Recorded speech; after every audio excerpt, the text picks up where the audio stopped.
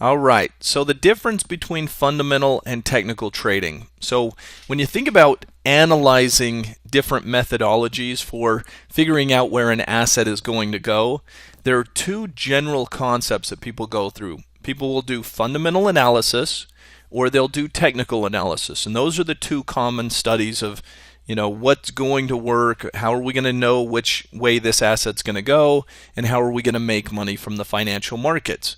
Now, marrying the two is not a bad idea. Many fundamental investors will still use technicals to decide better entry and exit points, and many technical investors will use fundamentals to limit their universe of possible candidates, meaning they'll want to be bullish on stronger fundamental companies and bearish on the weaker fundamental companies. So you can marry the two concepts.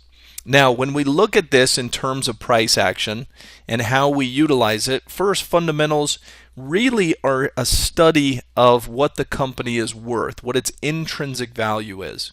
And so kind of the Warren Buffett methodology of investing is, I want to get $1 worth of value but only pay 50 cents for it, right? So we're trying to find the undervalued asset. In fundamentals, it maintains that markets will misprice stocks in the short run, but eventually the correct price will be realized and reached. So you're trying to buy an asset at a discount, right? So you're going through the actual 10Ks, 10Qs, the earnings growth, the revenues, all of the numbers.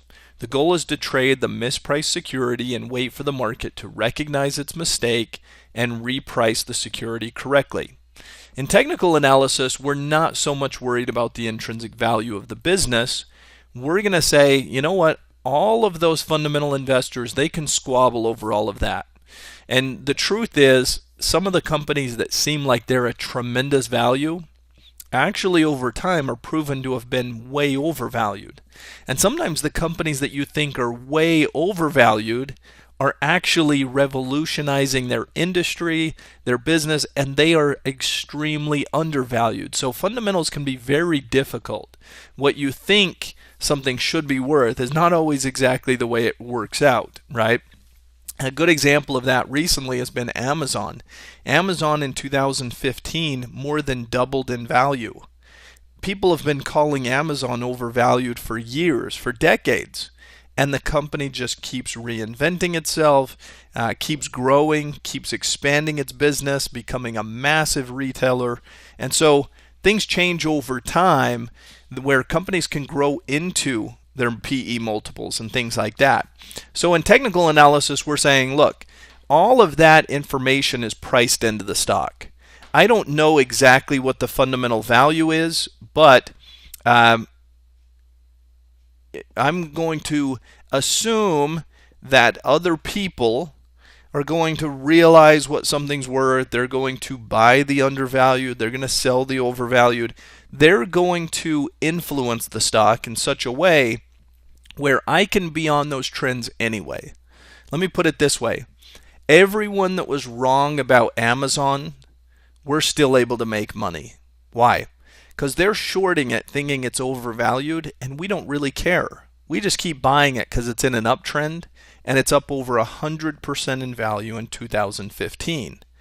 If they had been right, which they weren't, but if they had been right and the company was overvalued, what would have happened?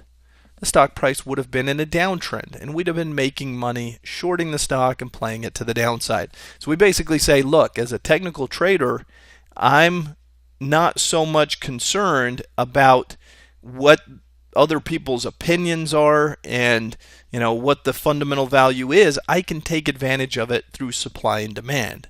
So I'm going to sit over here and look at the statistics. I'm going to look at the past prices, volume, look at the trend, and dictate whether the buyers or the sellers are winning out and profit from those trends as they continue to go. So we're not trying to measure the company's intrinsic value. Instead, we're analyzing, identifying patterns and setups that suggest what the future activity will be. Our tool incorporates both investing methodologies. What we try to do is say, what is the company fundamentally worth and what are the technicals suggesting?